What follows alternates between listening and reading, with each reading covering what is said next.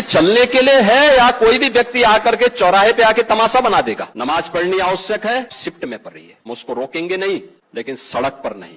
प्यार से मानेंगे ठीक बात है, नहीं मानेंगे तो दूसरा तरीका अपनाएंगे। आप संवाद से मानेंगे, संवाद से, नहीं तो संघर्ष से भी देख लो। बरेली में लोगों ने हाथ आजमाने का कार्य किया, देख ली। क्यों मुसलमानों से इतनी नफरत करते हैं? मोदी जी बाहर जाते हैं, मुसलमानों को गले गले मिलते, हबीबी वल्लाह हबीबी कैफल हाल, और यहाँ के मुसलमानों को उनके मंत्री इस तरह की धमकियां दे रहे हैं।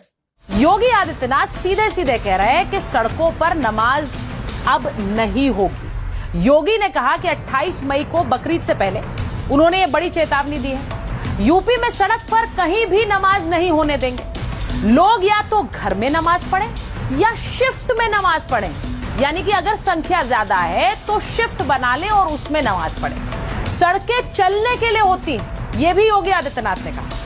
दोस्तों, कुछ बड़े बड़े नेताओं के लिए बहुत आसान है कि मुसलमानों को धमकी देना, मुसलमानों को गालियां देना, मुसलमानों के खिलाफ आपत्तिजनक भाषण देना। कभी मुसलमानों को पाकिस्तानी बोल दिया जाता है, कभी मुसलमानों को बांग्लादेशी बोल दिया जाता है, यहाँ तक बड़े बड़े नेताओं के द्वारा मुसलमानों को कटमुल्ला तक कह दिया जाता है।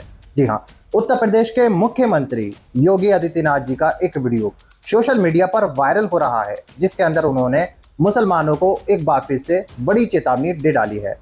कह डाला है, अगर किसी ने मस्जिद से बाहर सड़क पर नमाज पढ़ी तो उसके ऊपर वो कार्रवाई होगी जो उसने सोची नहीं होगी। इसी बयान को लेकर सोशल मीडिया पर चर्चा हो रही है और योगी आदित्यनाथ जी के इस बयान ने सोशल मीडिया पर आग लगा रखी है। और आज इस वीडियो में देखोगे कि आगे इस वीडियो के अंदर योगी आदित्यनाथ जी के किस तरह की मुसलमानों को चेतावनी दी गई है, किस तरह से मुसलमानों को डराया धमकाया गया है और किस तरह से मुसलमानों के खिलाफ बातें कही गई हैं।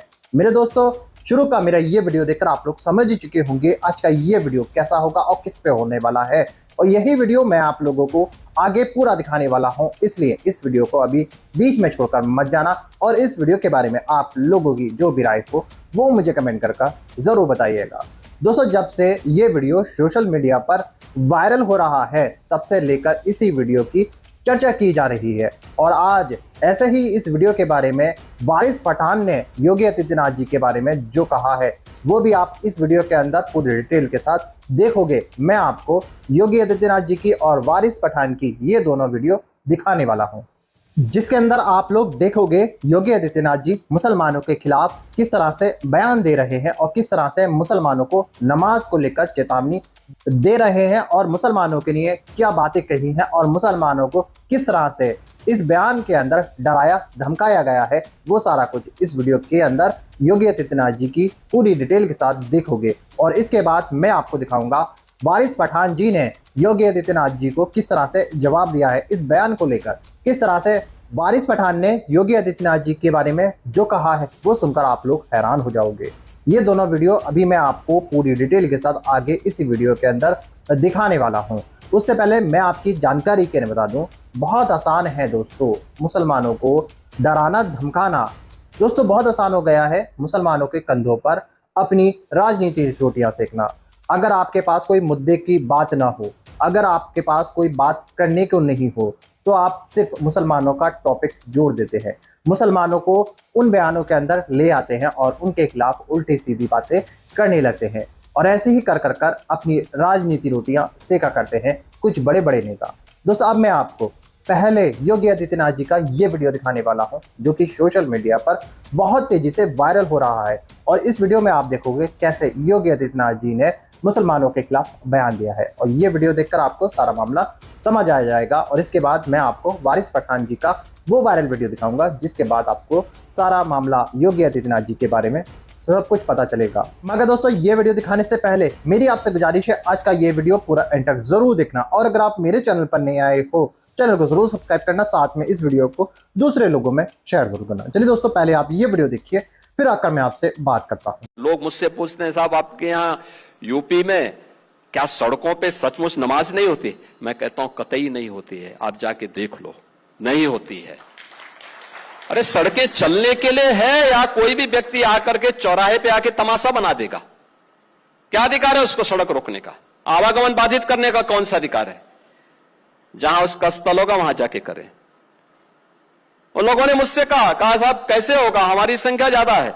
हमने कहा शिफ्ट में कर लो, तुम्हारे घर में रहने की जगह नहीं है तो भाई संख्या नियंत्रित कर लो, और नहीं है सामर्थ्य क्यों बेकार आगे संख्या बढ़ाई जा रहे हैं।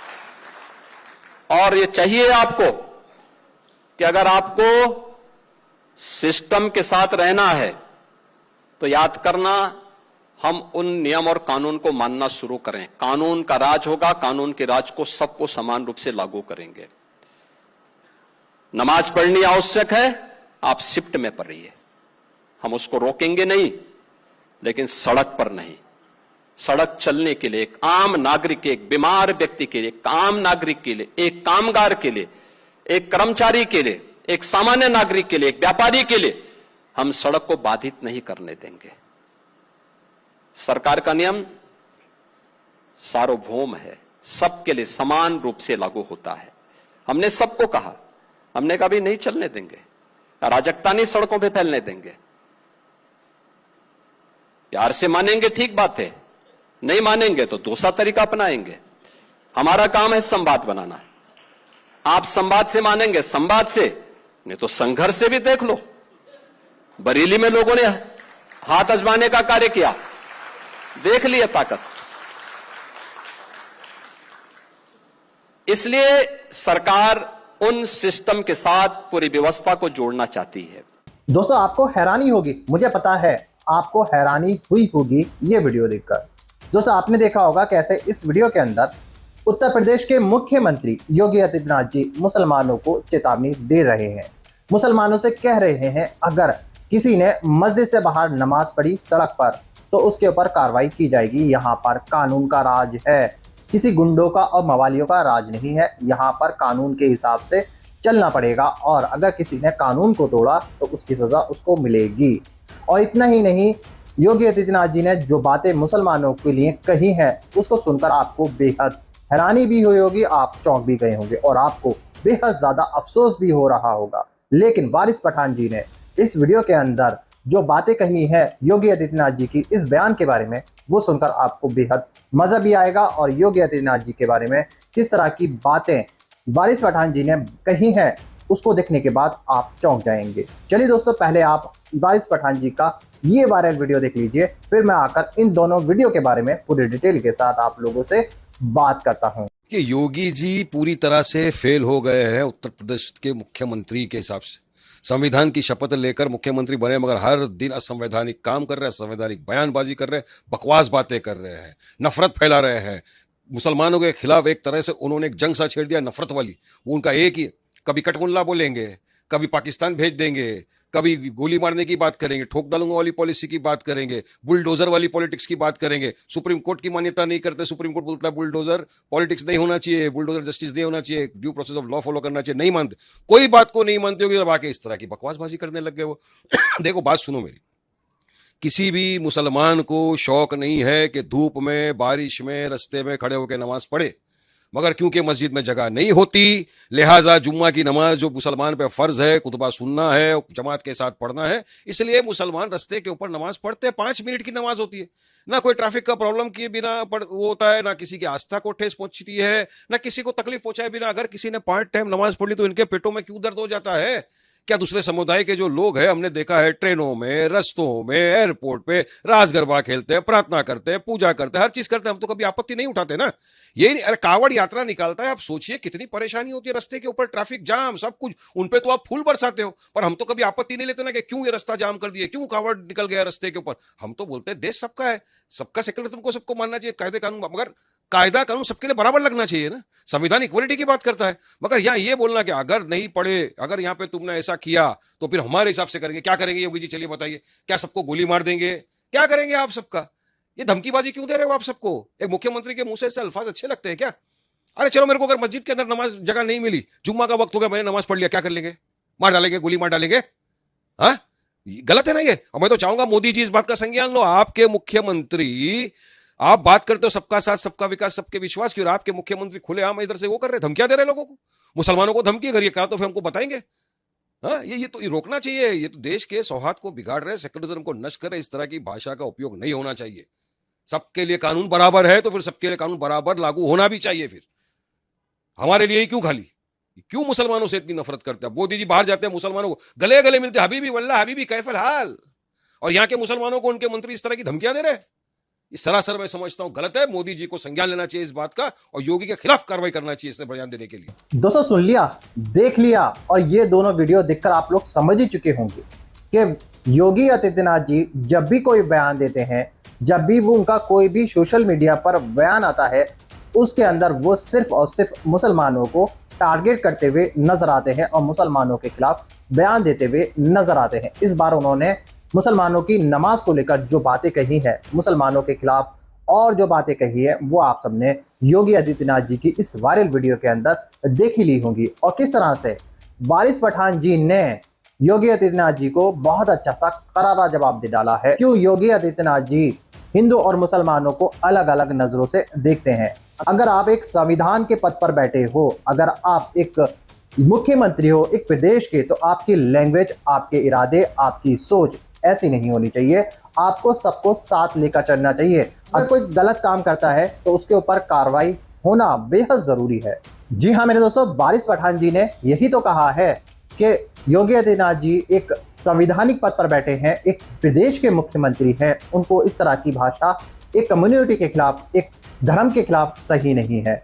अगर उनको किसी को भी देखना है तो समान नजरों से देखें, किसी के धर्म को अलग नजरों से नहीं देखें, सारे धर्मों का सम्मान क्या करें।